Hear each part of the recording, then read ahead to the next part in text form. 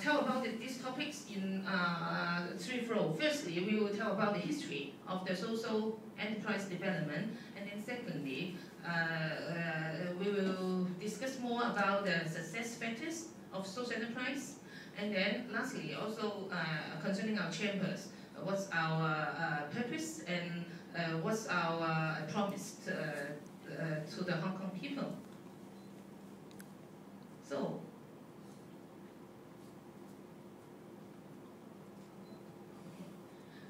Okay, for the development of social enterprise in Hong Kong, we can date back as late as 1996. Actually,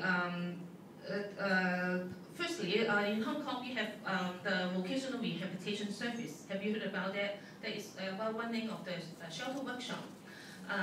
During the 1996 or before 2000, there's quite a lot of social shelter workshop operated in Hong Kong, and the shelter workshop is a training center developed for the people with disabilities. So just like a factory, so we will have to find some job orders for those people with disabilities to work like in a factory, and then we will give them a training allowance. So if they work in a workshop, and then if they are trained up with good working attitude and skill, and then they will go back to the community to work as a normal people, get a job. That's the purpose of the shelter workshop. And then by that time, around 1996, there's a lot of shelter workshop. But since the manufacturing industries in Hong Kong is disappearing, because most of the manufacturing factories move back to China, so the shelter workshop cannot find too many job orders for the people with disabilities. And then by this time, and then they have to think what we can do, what jobs we can create for the people with disabilities. So because of this change, many of the shelter workshops, they started to develop small business. What we call is the simulator business. It's simulator, not really actual business, because they just use the mode of the running, they open like the snack shop, the convenience store, they group into a cleansing team, mobile cool, and car washing service. And then they ask for job orders or tender from the company, from the government. And this is what we call is the first stage, or the initial stage that the business idea developed. The background is like that. And then 1997, the Social Welfare Department of Hong Kong SAR, they set up a marketing office. The marketing office is developed to help those NGO who run the shelter workshop or the other supported employment team to provide them with training for the commercial, how to run a business, and provide marketing for those shelter workshops. And then around 2000, and then many of the government's organizations, they try to give more tender contract, licensing a job order, or they invite the shelter workshop to open like a small cafe in the hospital, something like that. And then it gives more opportunity for the NGO. The NGO is what we call the non-government organizations to start to run business or simulated business. And then 2001, the Social Welfare Department set up a fund. The fund is called what we call is enhancing employment opportunities for people with disabilities through small enterprises. That means they give the seed money, the start-up fund for the NGO to apply. If they have to submit a business proposal to the government, to the Social Welfare Department, what kind of business they are going to run, and they have to also state whether how they have to convince the panel the business will be a viable and sustainable one. And then if the Social Welfare Department, the panel find that a business is is a good business model, they will give them funding. And then the maximum funding they can give is 2 million Hong Kong dollars for them to set up. For the start cost, say you have to renovate for a workshop, you have to buy some equipment, refrigerators, delivery van, whatever. And also they will also cover the losses, the operating losses. Because suppose if you run a business, there should be, for the first or second year, maybe you cannot make profit, right? So maybe there are losses incurred, so they will still give you losses for the first 2 years and also the setup. But the maximum amount you can apply is 2 million Hong Kong dollars. And then also 202, there's another funding, also can give the NGO to apply for the setup of business. And then during this period 2002 to 2004, more business has set up, but some have closed down because actually the NGO is not that expert in running business. Actually, the NGO's heads or the operators of the small business, they are the social workers. Most of them are social workers. They are not trained to be a businessman. And some have closed down, but some can survive.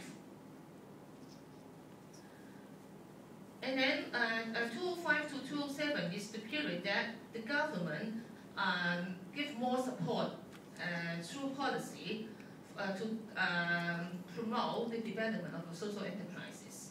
And then 2005, there is a government committee set up. The committee is for the appeal to fight for the poverty of Hong Kong, because by that time the economic is not that good, and there is a government subcommittee set up how to solve the poverty problem in Hong Kong. And then they think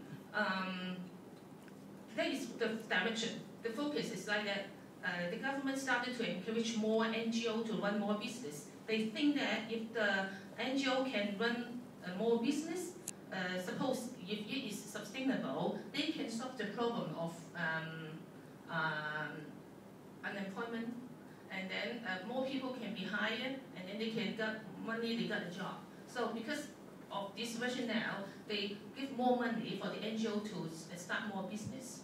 So by 2006, there is the Home Affairs Bureau in Hong Kong, the government, one of the government department. They have the partnership fund, 2006, the partnership fund. They also give a lot of seed money to the NGO to run business. And then the maximum they can apply is 3 million Hong Kong dollars. So, 2007, the CEO of Hong Kong, also he stated in his policy that Hong Kong government is going to support more, to give more support to the development of the social enterprise in Hong Kong.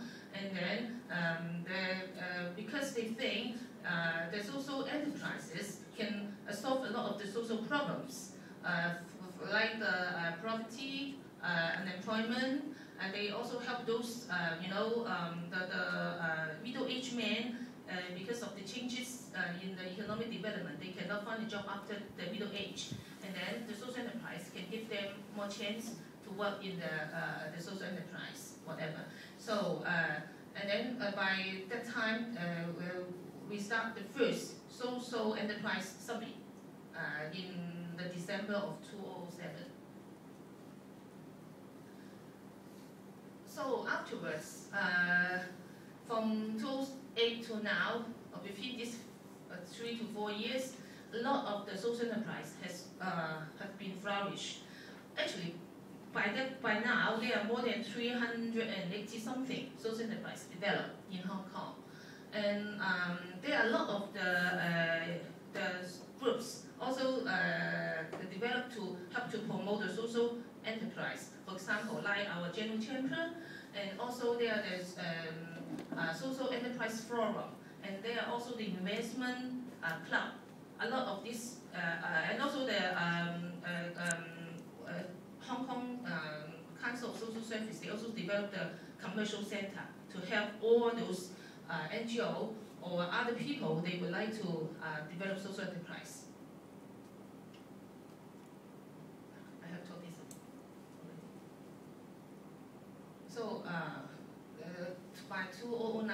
our chamber, the Hong Kong's General Chamber of Social Enterprise, developed 香港社企總會 that is our enterprise. And we have more than 100 something social enterprise. We have more than 130 or 14 members who have joined our chamber. And also, by 2010, the government has set up a formal committee that is the Social Enterprise Advisory Committee that is chaired by the Home Affairs Bureau, the heads of the Home Affairs Bureau. And then this Social Enterprise Advisory Committee is an official advisory committee set up to give advice to the government's social enterprise policy, the strategies, and also the other promotion programs for the Hong Kong government. So as I said, we have a social enterprise direct a book. Did you get that? 社企指南. Have you got this one? That one is printed by the Hong Kong Council of Social Service. They have included all the social enterprise inside with the nature of business, the content, or whatever. So if you have time, you can get one of these, so you can see how many enterprise in Hong Kong there. And then this is the social enterprise hub in Hong Kong under the chamber, Hong Kong General Chamber of Social Enterprise.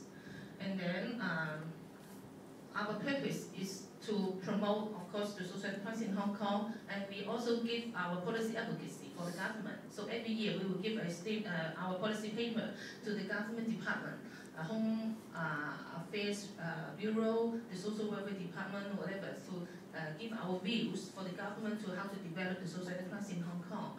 And we also doing, we have also promote the social enterprise through organized training programs for the social entrepreneurs. So